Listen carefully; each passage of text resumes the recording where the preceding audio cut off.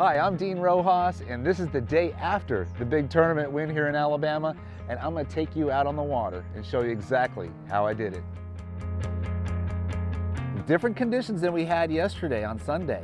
A lot of clouds, a lot of wind. Today, bright skies, fog, hazy, and cooler temperatures. It's probably about 10 degrees cooler than it was yesterday, and usually when there's a shad spawn like that, bright skies means they're only going to do it for a little while. They're not going to, be up there like they were yesterday for like 2.5 hours. So let's go check it out. Let's go see where they're at and see what the conditions are calling for. So one of the key baits this week for me was a swim jig. Now the key with the swim jig is being in and around to throw it in around the shallow grass, buckbrush, any kind of shoreline cover was key for me because the shad were up on the bank. And basically just throwing about a 3/8 half-ounce jig with a suicide shad, big bite trailer on the back, made it a nice slim profile where it can weave in and around the cover and so forth. 16-pound Sunline FC Sniper, a 7.3 Micro Magic Ducket fishing rod, 6.3 gear ratio on my 360R Ducket reel. And the key was just trying to get it as close to the cover as I possibly could and swim it through there. Now there was a few times where I would catch them out into open water, but when you see a lot of open water here, when you look on my Lowrance graph, you can see the grass is actually starting to grow. So there was a column of about 12 to 14 inches of grass that's coming up from the bottom. And the swim jig, you can feel it just going through that stuff, and the fish were coming up and grabbing it, especially when there was a shad spawn. They were very active and want to feed. So another key bait for me this week was a square bill crankbait. Now this is just a generic type bait that's kind of a dull color. It doesn't have a lot of brightness to it.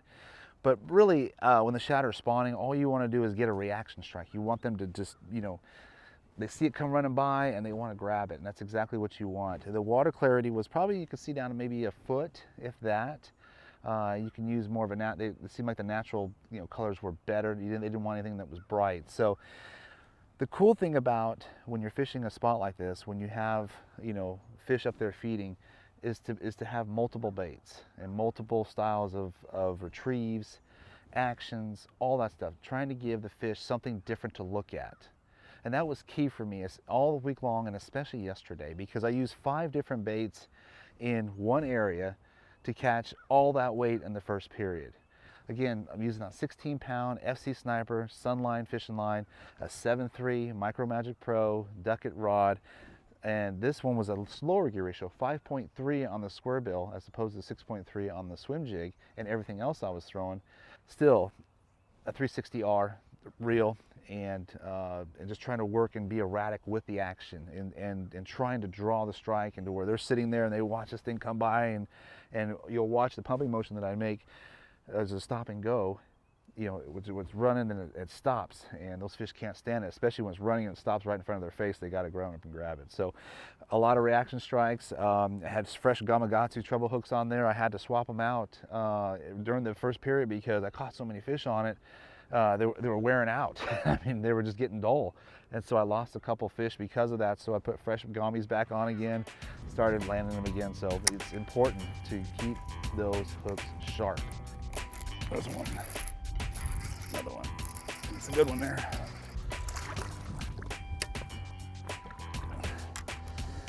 A long one there.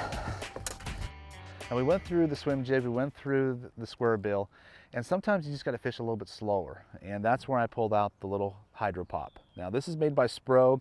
It's been discontinued, so there's still a few of them out there floating out there, but this bait here I won Toledo Bend on, ironically 8 years ago, my last win. So, and I brought it out here for this tournament as well and caught a couple fish on it that helped me out tremendously. So when things start to slow down in an area and they've stopped feeding, they stopped chasing shad, they've stopped moving, sometimes they want something just a little bit slower motion in the water. Some of those largemouth, and especially the big ones, they're just wandering around looking for any injured fish that could be on the surface or just swimming by, an easy meal, and that's where the popper comes in. Throwing it on a black ice 7.2 medium action rod, 6.3 gear ratio. But the key thing is I'm throwing monofilament. You want to throw monofilament on all your topwater baits because monofilament floats. Fluorocarbon sinks.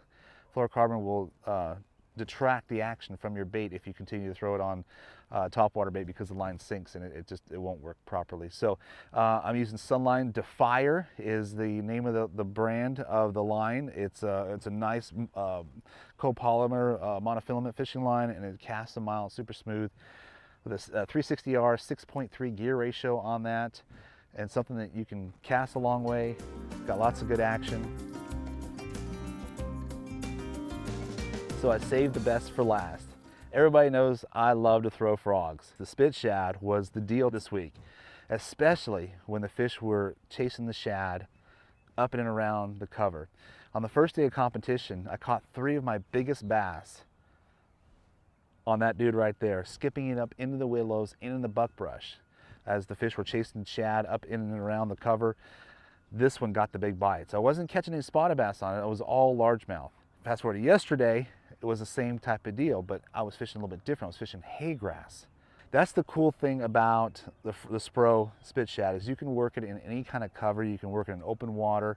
You can fish it around cover. It skips like a dream, and it's weedless. You're not gonna get hung up. So you can throw it anywhere you want. So yesterday, it was a key bait for me. I caught some key fish on it yesterday to close the wind out here on Smith Lake.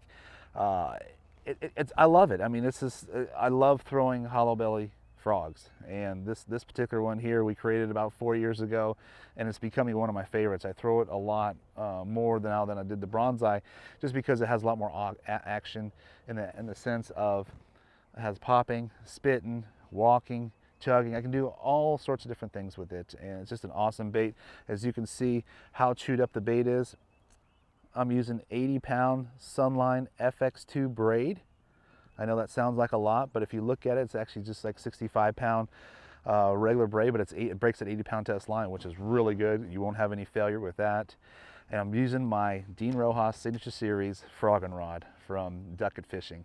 You know, we sell a ton of these things because the action is great. You can throw a buzzbait on it, you can throw a spinnerbait on it, chatterbait, whatever you want, but it's designed to throw a frog.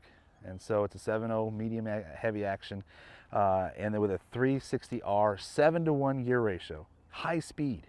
Okay, we're not 6.3, we're not 5.3, we are 7-to-1 gear ratio, because when you get that bite, you want to be able to set the hook and drive and crank as fast as you can. That was awesome. You got that strike. I'm sure you did.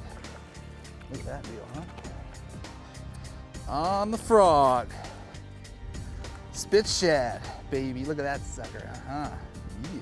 Coming back out here on the water the day after I won this beautiful MLF trophy, stage 5 here in Cullman, Alabama. A lot of different conditions. You know, yesterday we had a lot of overcast, some wind, low light conditions. Today, the complete opposite. Bright sun, fog, and about 10 to 15 degrees cooler. So I'm glad that we fished it yesterday and not today, because I don't know if I would have caught as many as I did yesterday. So with that being said, what a wonderful week here in Cullman, Alabama. Wrapping up my first win in about 8 years. So for me, it was so sweet, and all the great things that come with that. All my fans, all my great sponsors, and the great organization of Major League Fishing. Sitting here Monday morning reminiscing about all the great things that happened yesterday makes it that much sweeter. Yeah!